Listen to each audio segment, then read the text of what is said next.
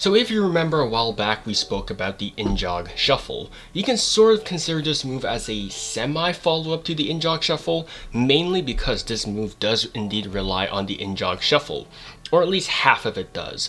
But what's really interesting is that rather than it solely being a false shuffle or a top stock retention false shuffle, this move is going to be mainly a single card control, which again is very interesting, and sort of interesting that a false shuffle is being used for a control, for a single card control, because mainly false shuffles are to preserve the position of the cards, whereas a control is mainly going to be used to displace the position of a single card. And so it is indeed a very interesting move. Now, since the in-jog shuffle is the basis behind this move, let's go over the first source that actually published the in-jog shuffle, and that is of course the discovery of witchcraft back in 1584 by Reginald Scott. So yeah, I kind of botched that a couple of times, but that is the first book, the first universally recognized book to publicly reveal the secrets of magicians, mainly because during that period of time there were the witch hunts, and people who were just doing sleight of hand were accused of witchcraft. That's the word. They were being accused of witchcraft, and they were being hunted for it. And to sort of dispel those notions of witchcraft, Reginald Scott basically amassed a whole bunch of secrets, and we're like, here, this is how things are being done. It's not witchcraft, it's just sleight of hand. So please just stop ending people's lives over this sort of thing. And that's the reason why the discovery of witchcraft was published. So that is the first provenance of the in-jog shuffle. But I wouldn't be surprised if gamblers actually used the in-jog shuffle prior to the publication of this move, to the in-jog shuffle rather. So of course that is one half of this move. The other half is sort of going to be harder to track down in terms of history, because the other part is counting. I don't mean counting in terms of keeping track of the value of the cards on the table. That's going to be sort of card counting, which is a gambler thing. But what I meant is physically counting out the amount of cards in your hand, which again is still a gambler thing, but it's also still a very old thing. And so a lot of magicians have also done some work and some research into this. For example, Walter B. Gibson has done some work on it, Charlie Miller, Alex Elmsley, and many more magicians. And so the reason why I say it's hard to track down the history behind it is because physically counting out cards, it's not necessarily really a move. It's more of a concept than anything, and anyone can really do it. There are, of course, specific methods to count out the amount of cards, but it's mostly just going to be very simple stuff that everyone can do, and so no one really claims counting out cards, right? And even just the concept of card counting, like the keeping track of all the values, that's also not something that has been claimed by anyone, right? Because again, it's a very universally known concept that anyone can do. So it's hard to keep track of who actually created this move, because yeah, it's basically everyone does it. And so those are the two moves / concepts that make up this move, the in-jog shuffle and counting out the cards. This move is of course known as novel card discovery, first method. This was published in The Art of Magic back in 1909 by Thomas Nelson Downs. So it's sort of interesting because it's a control done using the in-jog shuffle, but with an extra layer of deception because you're counting cards to sort of displace the selection in a known position. So it's really interesting. And of course, it can also be partially used as a false shuffle because, again, it does use the in-jog shuffle. So again, it is a very interesting move that marries two concepts very interestingly. But of course, since this move uses the in-jog shuffle, you will need to learn the in-jog shuffle. The in-jog shuffle is of course a top stock retention, so it's very simple. It's going to be done underneath of an overhand shuffle. So it is something that looks like this, right? And of course, I'm keeping track of the 10 of diamonds, just like so, right? I made an entire video on the injog shuffle, so of course I'm just going to briefly touch on the injog shuffle in this video. Mainly everything in this video will be about counting cards. And yeah, I mean, counting cards is, again, a very simple concept. And so yeah, make sure to watch the injog shuffle video before you come and tackle this move, okay? So I have a bunch of cards actually turned face up in the deck, and this will actually help you keep track of the cards being counted. And so to start off, you're actually gonna have a card selected from a spread. And the spread part is actually pretty important because that's actually where the first part of the slide will take place. You will have to count the cards as you spread through them. And so it's going to be relatively simple because as you spread through the cards to have the spectator select a card, you're just going to count the cards from the top. And we're going to count exactly 10 cards. So notice that when you actually go to push cards off the top to actually spread them, it's very easy to actually just glance down and then just count the number of cards in your right hand out in your head. This is because when you push cards to spread them out, they actually come off individually. They come off in very, very noticeable single cards or single units. And it's going to be very, very easy to count out 10 cards as you push through the first couple of cards, right? So it doesn't really matter how you count out the cards, but Charlie Miller actually counted them in groups of 2 and 3. And so as you actually spread out the cards, in your head, you're going to spot 3 cards, right? So ace 2 3, right? Obviously everything will be done face down, right? But I'm just turning them face up just for clarity. And so it's going to be push. Here I grabbed 3 cards. So here in my head, 3, and then 2.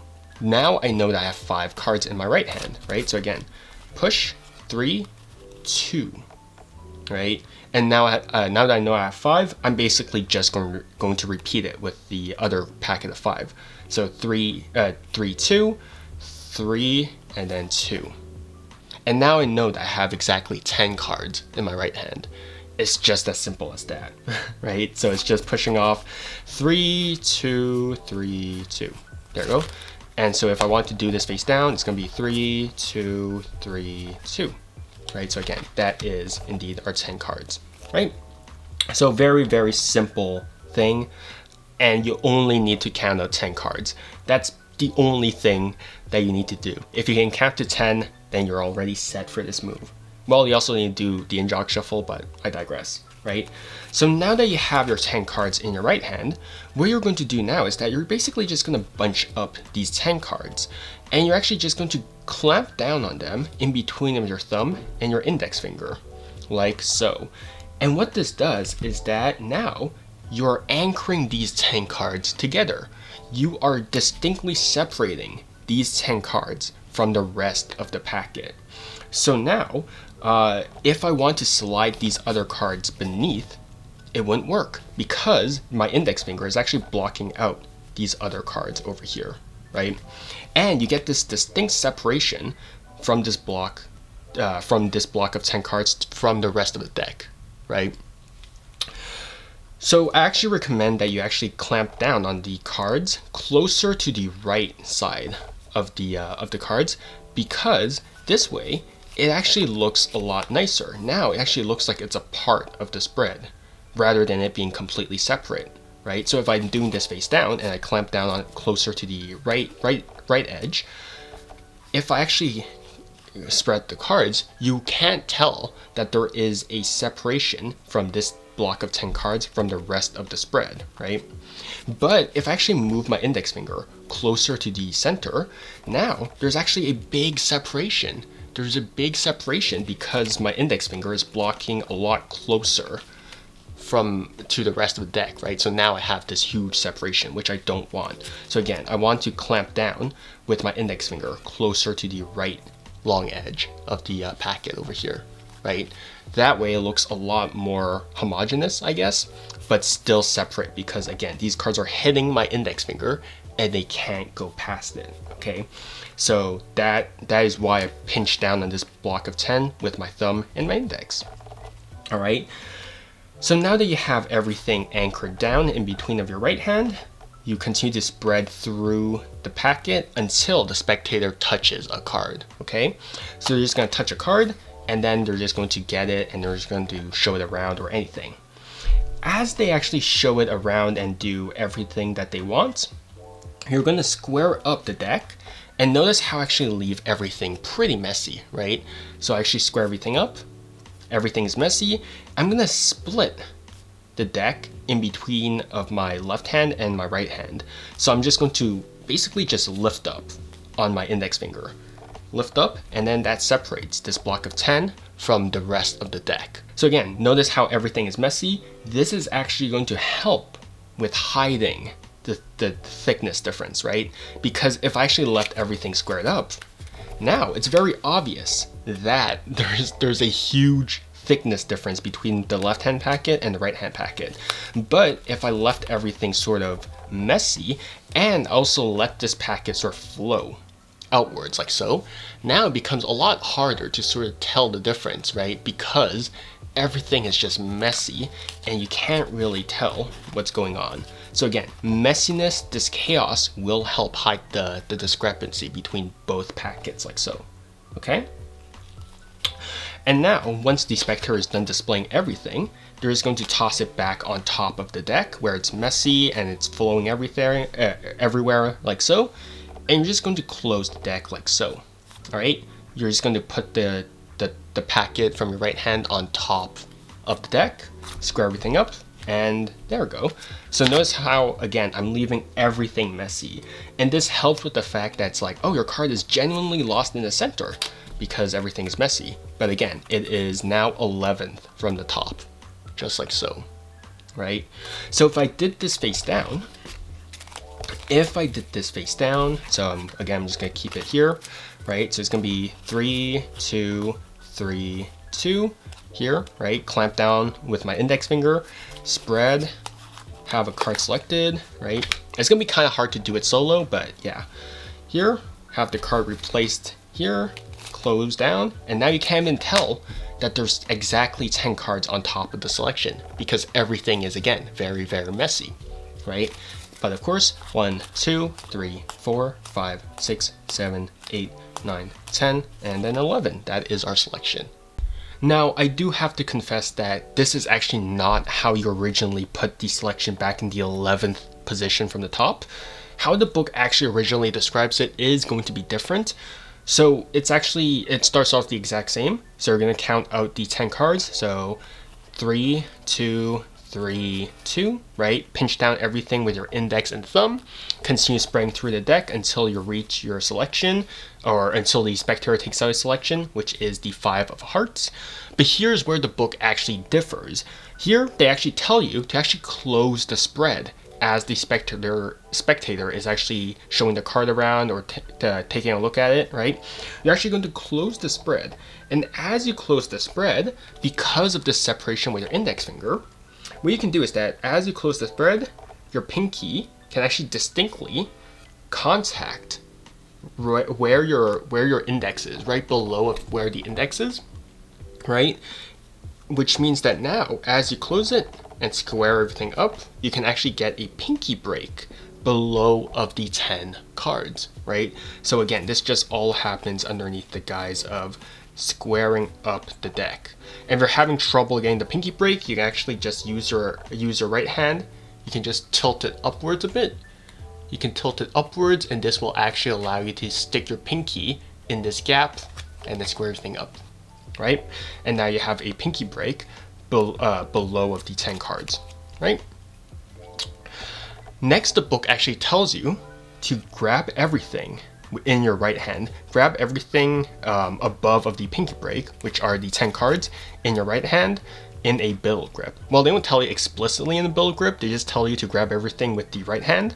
So you just grab everything, so your thumb contacts everything above of the pinky, lifts up, and now you have all the 10 cards in your right hand. And then you basically just have the spectator replace the card on top of the deck, right? And again, I like to leave the deck pretty much flowy, right? It's pretty loose in my hand, so then it drifts outwards, just so then it hides the thickness. and then replace it, and then you close everything like so. And of course the card is now 11th from the top, just like so, right? So it's going to look a lot like a bluff pass because it does kind of basically function like a bluff pass, right? It functions a lot like a bluff pass where you're sort of faking where they're putting the card into the deck, right? Because they're expecting it to be in the center, but actually it's 11th from the top, right? The reason why I actually chose not to do that is because I just like the messiness. I just like the messiness. I'm not necessarily the biggest fan of just like, okay, this is gonna be a kind of a there's kind of gonna be a small, very, very small nitpick that is just a personal thing, right? So, because, like, look, I already have everything messy, right? If I already have everything messy, that already is the perfect cover, right? If everything's already messy, that's already the perfect cover for every move to be executed. It's a very, I guess it's sort of a very Spanish style of handling where everything is sort of messy and nonchalant.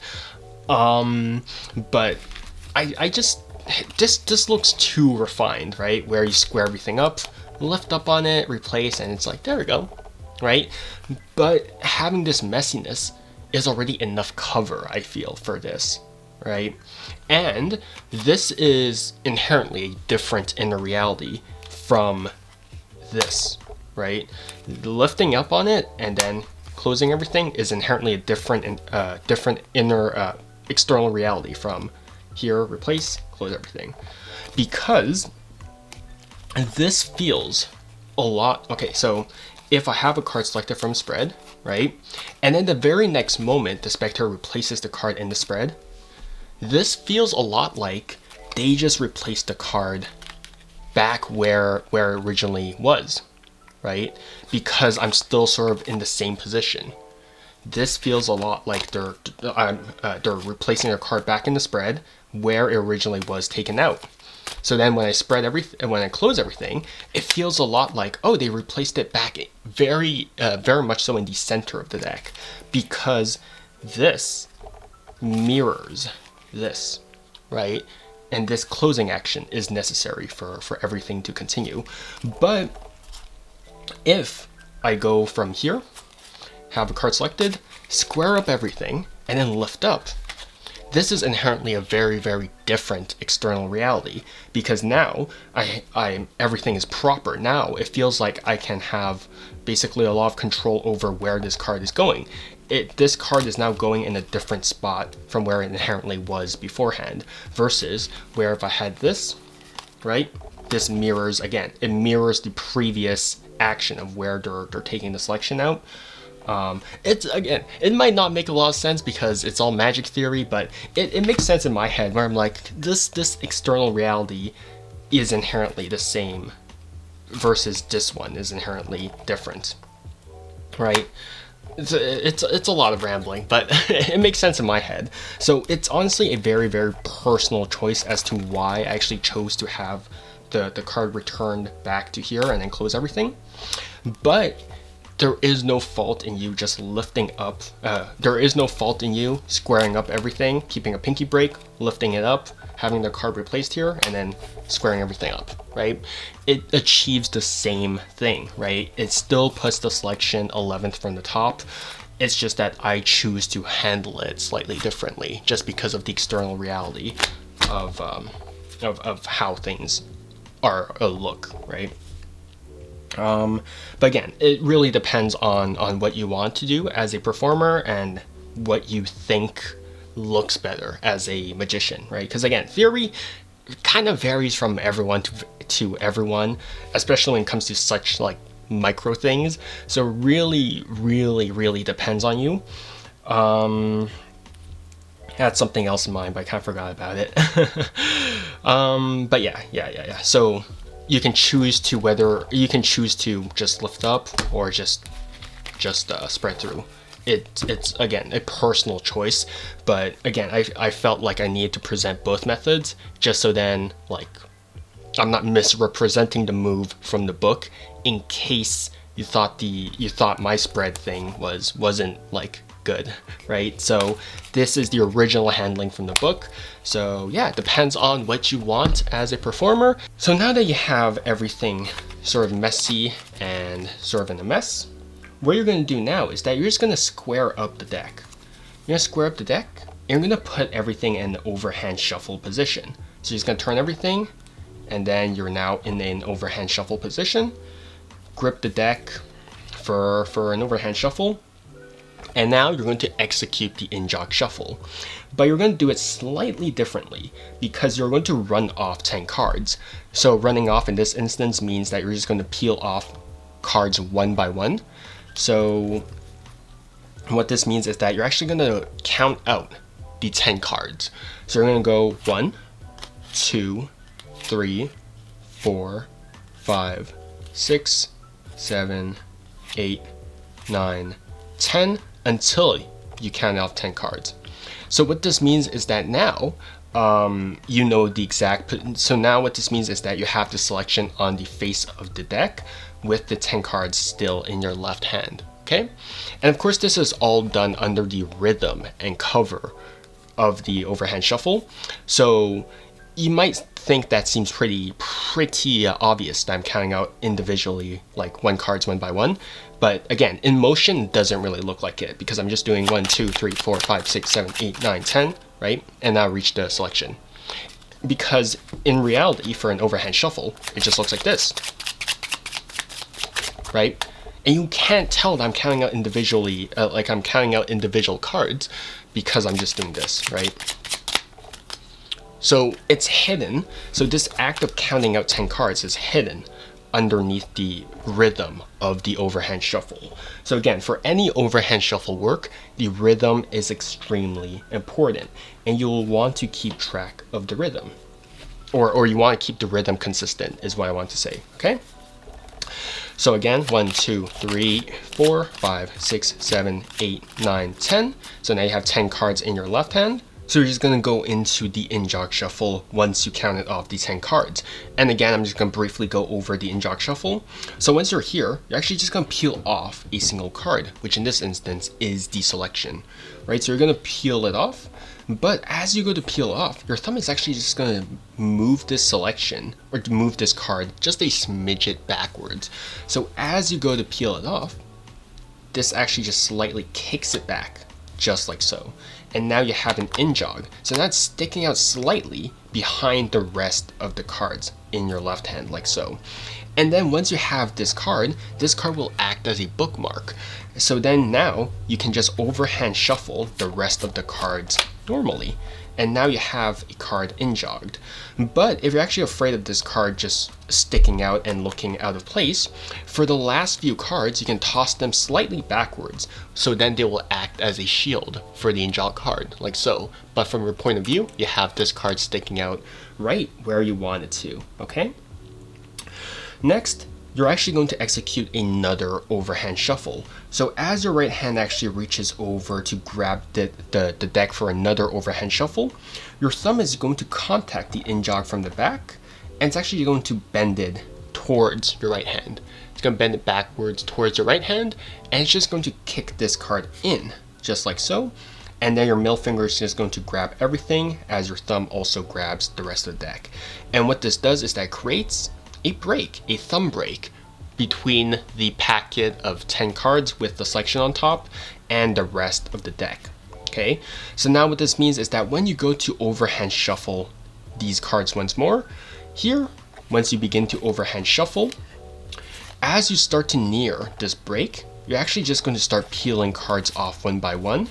And then once you hit the break, right, once you know that now all the cards in your right hand is the selection and the 10 cards, you can just toss everything on top of the deck, and then you have your card controlled on top, just like so. And that is the general sort of mechanics behind the novel card discovery first method. So again, it's a very, very interesting thing because it combines card counting, because now once you have this card displaced 11th from the top, you can then display, oh yeah, there's no card, your selection is on top of the deck, right? And it's not anywhere near the bottom as well. So again, this allows for a pretty interesting subtlety, and because you're doing an overhand shuffle, you can absolutely count the number of cards, right? 1, 2, 3, 4, 5, 6, 7, 8, 9, 10, and then now no, I hit my selection. So this offers sort of an interesting subtlety, or another sort of layer of deception for a single card control, which I think is very, very, very interesting, right? So that is just something that is very interesting. So yeah, and that is novel card discovery first method.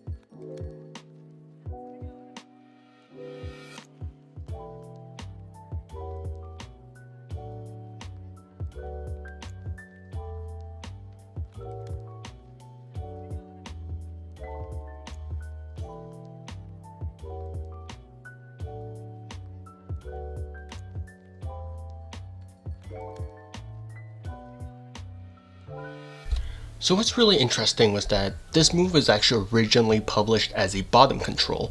The book originally describes this move as a bottom control. But the reason why I actually sort of described the top control version first was because I don't really like the bottom control version. It just doesn't look good. It's very, very discrepant, so I'll go over it now. But again, it's an option if you choose to use it. So how the book actually describes it is very interesting. So you're going to start off, of course, as per usual. So you're going to count out the 10 cards. So 3, 2, 3, 2. Pinch the pack in between your index and your thumb. Continue spraying the deck until you have a card selected, which is the 4 of clubs. Use the replacement that you want. Again, I'm going to do the spread one. Right, so we have the 4 of clubs here, square up everything, and now your selection is 11th from the top. Turn everything over to go into a overhand shuffle. Again, run off 10 cards. 1, 2, 3, 4, 5, 6, 7, 8, 9, 10. 4 of clubs is here. Toss everything, in-jog the 4 of clubs, and then shuffle everything on top as per usual. So now again you have your selection in-jogged as per usual. But here's where it actually differs. Here's where this move actually differs from the top control version.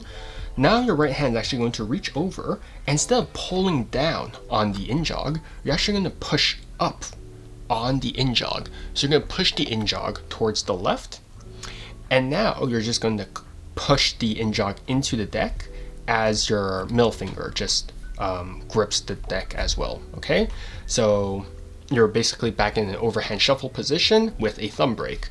So what this does is that now you're actually pushing the selection against the rest of the deck.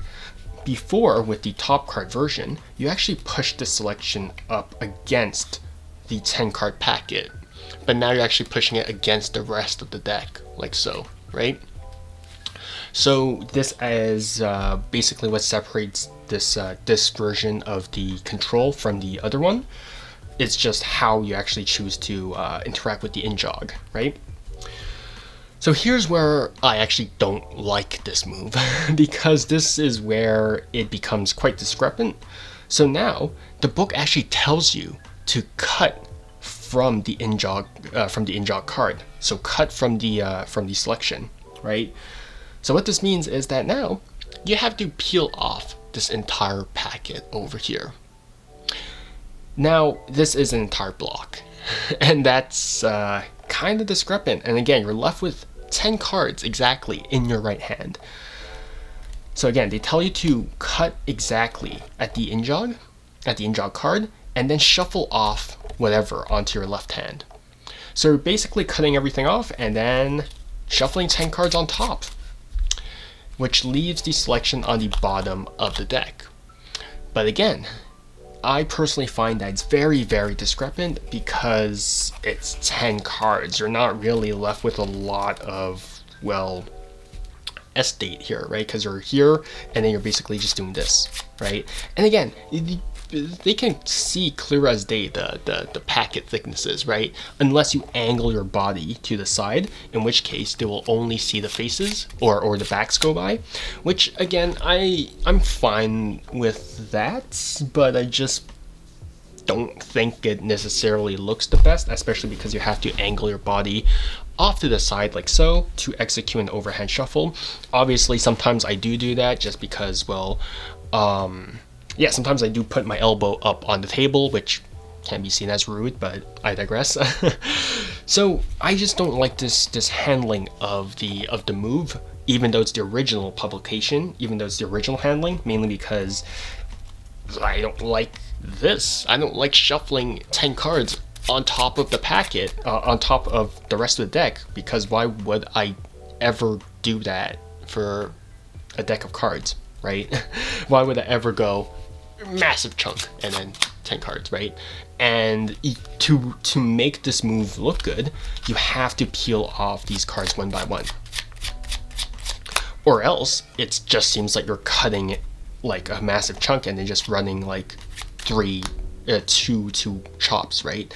So it doesn't really look good. So that's why I didn't really want to present it first.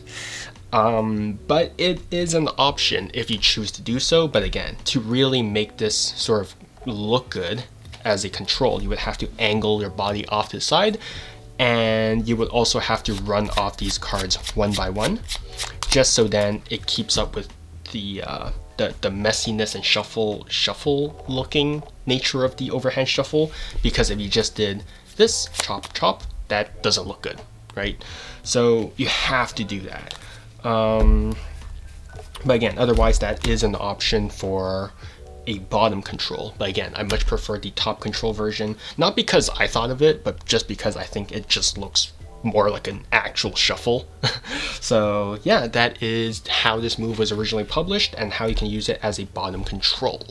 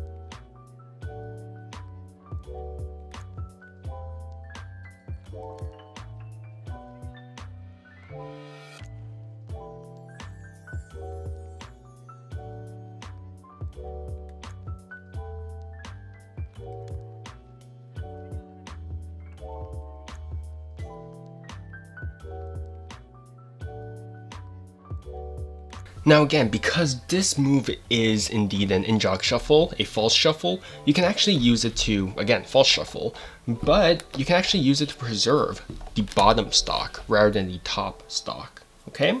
So if I have, let's say, the 4 aces on the bottom of the deck, and I wanted to control the card and preserve the bottom stock, it's going to be pretty interesting. So I'm going to execute the move as I usually do. So 3, 2, 3, 2, that's going to be 10. and then I have, and then clamp down everything, have a card selected, right? 6 of hearts, replaced, close everything up, and now it's 11th from the top, right? So now what I'm going to do is that I'm actually going to execute the in-jog shuffle as per usual, or at least this move's version of the in-jog shuffle. So 1, 2, 3, 4, 5, 6, 7, 8, 9, 10. In-jog. And now I just shuffle off the rest of the cards. But as I near the last few cards in my right hand, I'm actually just going to start peeling them off one by one. This way, I can actually count out the number of cards that are left on the bottom. So now if I'm trying to preserve a stock of 4 cards, I know, oh yeah, now I have 4 cards. And what this does is that it just reverses the order, right? So now I have the 4 cards from the bottom on top of the deck, all right? And now, to execute the control, I'm just gonna reach over, right? My right thumb rather, bends this card, bends the selection, kicks it in. I get the thumb break like so. So now I have a separation between the top of the deck and the packet of 11 cards.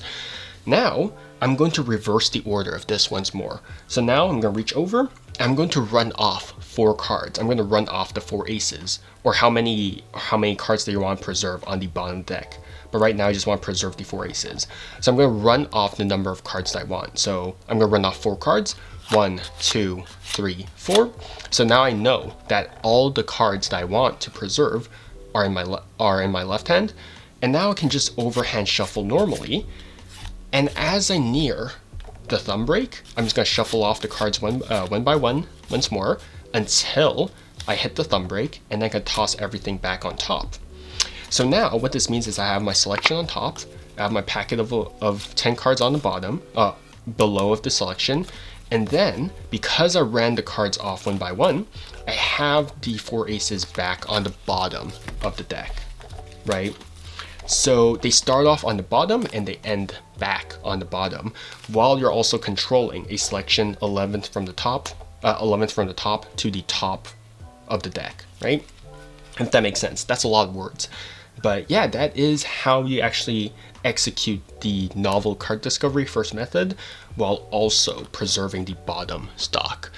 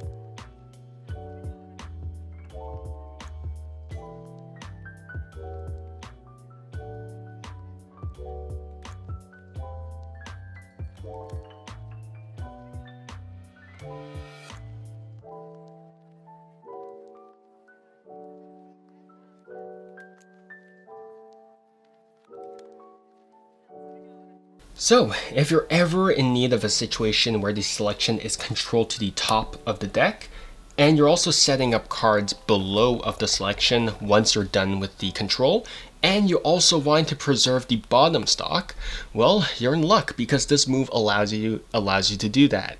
That's a lot of things to say, but it'll make sense, okay? So what you want is that the cards that you want below your selection once the move is over, they're actually going to be counted upwards from the 10th position. So if I wanted my selection to be above of the 4 kings after the control, I want my kings to be 10th, 9th, 8th, and 7th from the top.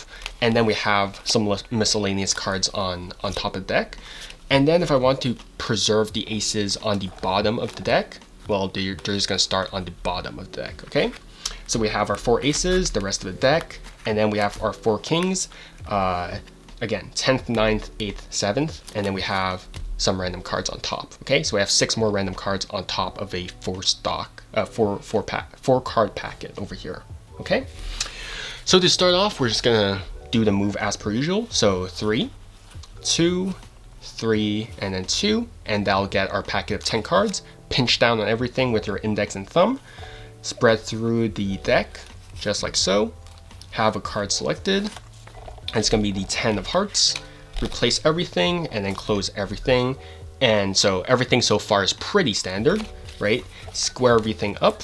And now notice that when I actually go to run off our 10 cards, which is 1, 2, 3, 4, 5, 6, 7, 8, 9, 10. When I go to in-jog this card, our selection is going to end up directly above of our 4 kings, right? Because running off these 10 cards will actually reverse the order. Hence why these 4 cards needed to be counted upwards from the 10th, 9th, 8th, 7th, right? So if you want to do a 5 card packet, it'd be 10th, 9th, 8th, 7th, and 6th from the top, okay? So that's the order that you want, because again, the running up the cards will reverse the order of the cards, okay? So now that we have our in-jog, you can execute the overhand shuffle as per usual. And as you reach the last few cards, you're going to again run up the cards one by one until you're done with the packet. And now you have your bottom stock on top of the deck, and you still have your in-jog over here, right? Your right hand is going to reach over, it's going to wrap around the in-jog, and it's going to kick the in-jog towards the palm of your right hand. Now you're just going to kick it in, and this allows you to get the thumb break like so, right? And now you're just going to do the same thing as preserving the bottom stock, which is you're going to run off the cards that you need. So that's going to be our 4 aces, right? So 1, 2, 3, 4. And then we're just going to execute our overhand shuffle as per usual. And once we're running out of cards in our right hand until we hit the thumb break, we're going to peel off the cards one by one until you hit your thumb break, and then your right hand can toss everything on top of the deck, just like so. And what this does is that now you have your selection, you have your 4 kings, because again, running up the cards at the very start actually reverts the order, and then you have your 4 aces on the bottom of the deck. So that is a lot of setup for something like this, but it is interesting that just because this move is an in-jog shuffle and that you can run off cards individually during the overhand shuffle, you can control the selection, and you could also control what ends up below the selection and below the deck. That's just sort of an interesting little thing that you can do because you have that much control over the deck during overhand shuffle. So that is how you set up the deck and retain the bottom stock at the same time while controlling this card. I don't know if you would ever want to use this, but it is an option in case for whatever reason that you have. And so yeah, that's just sort of interesting. Now, realistically, let's be very, very realistic, right? If you wanted to, and this is going to be a lot simpler, if I wanted to just keep these four kings on top of the deck, right, and I just want to retain the bottom few cards, right, I would just do a false shuffle, and then I would just control one single card, right? I wouldn't have to go through all of this trouble of setting up these 4 kings and putting them in position, having a card selected, right, counting the cards, because that's so much more effort to set up these 4 kings than it is to just place them on top of the deck, control the selection, do a couple of false shuffles, right? That's so much simpler and it's less of a headache than whatever this is. But again, this is an option if you ever feel like it.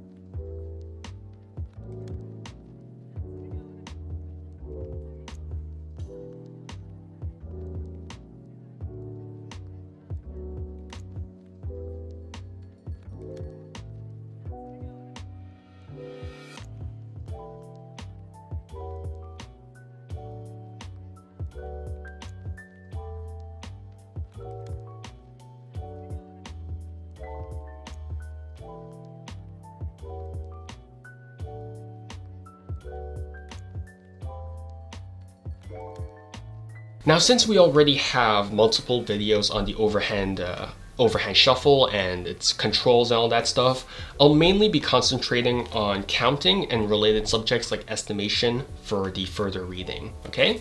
So of course, for further reading, we have Revolutionary Card Magic by Ed Marlowe. There, his manuscript estimation is a section in the book. There's also Art of Magic by Thomas Nelson Downs. This is not the only counting related move in that book, so of course you can go ahead and check it out. There's a lot of classical stuff in there. There's a lot of interesting ideas in there that you should take a look at in general. There's Quantum Leaps by Harry Lorraine, that's sold as an ebook. There's The Card Expert Entertains by Daniel Fitzkey, and then we have Expert Card Technique, which you guys know that I like a lot because I referenced it a whole bunch, by Jean Ugard and Frederick Browie. So those are a couple of resources that you can go ahead and take a look at. So this is sort of an interesting move because this does serve as a sort of introduction to counting, but again, not card counting, but physically counting out cards. Do I think that there are moves that are way better than this move? Oh, absolutely. There's no question that I think that this move is very, very, very inefficient for what it is, because you have to count out cards, you have to execute a false shuffle just to control one card.